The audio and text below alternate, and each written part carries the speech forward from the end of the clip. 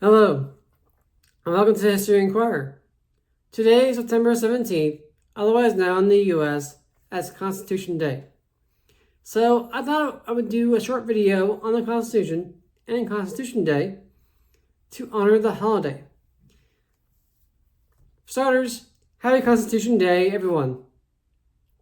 On September 17th, 1787, the United States Constitution was signed in Philadelphia, marking a defining moment in the American history. The Constitution set the framework for our government, established fundamental rights, and has guided our nation for over 2 centuries.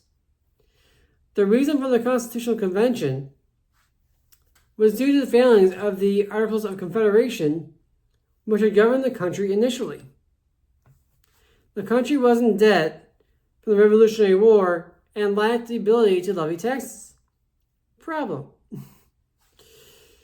The U.S. was governed by a unicameral legislature or a single-house Congress and held very little power, as the people were fearful of giving too much power to the federal government.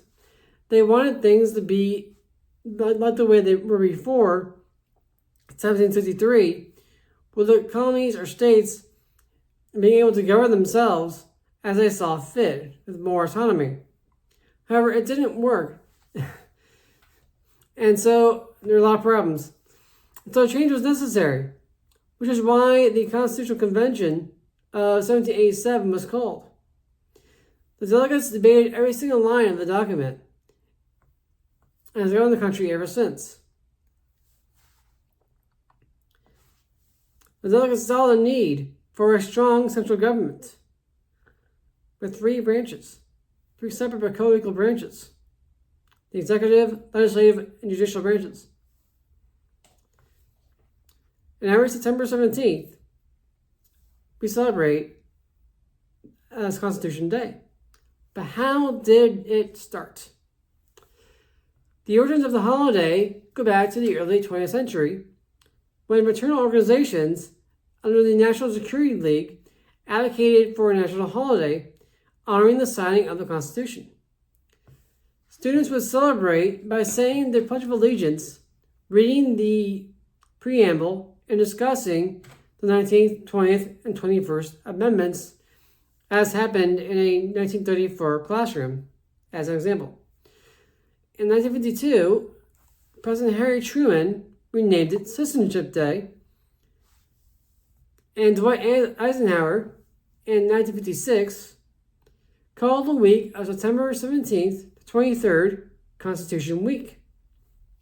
However, the day was not formally recognized by Congress until 2004, thanks to the efforts of Louise Lay, probably mispronounced it, who started a grassroots campaign promoting the day, and Senator Robert Byrd, who added it to a bill passed by Congress. As in the past, it has become customary on Constitution Day to recite the preamble to the Constitution, and I will do so now. We, the people of the United States, in order to form a more perfect union, establish justice, ensure domestic tranquility, provide for the common defense, promote the general welfare, and secure the blessings of liberty to ourselves and our posterity, do ordain and establish this Constitution for the United States of America. Constitution Day is a chance to reflect on the importance of this document and the freedoms it protects.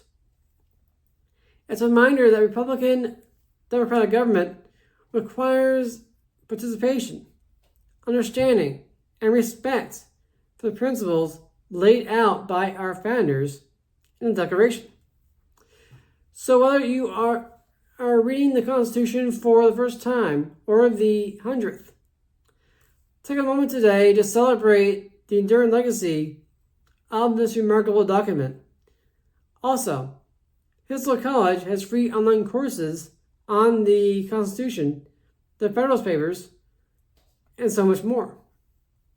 So if you want to learn more, please go and watch the videos. Like I said, completely free, All you do is sign up and create an account. They're not long and they can explain all of this better than I can. I've watched them. They're great. So please remember to like, comment, and subscribe. And I'll see you all next time on the History Inquirer.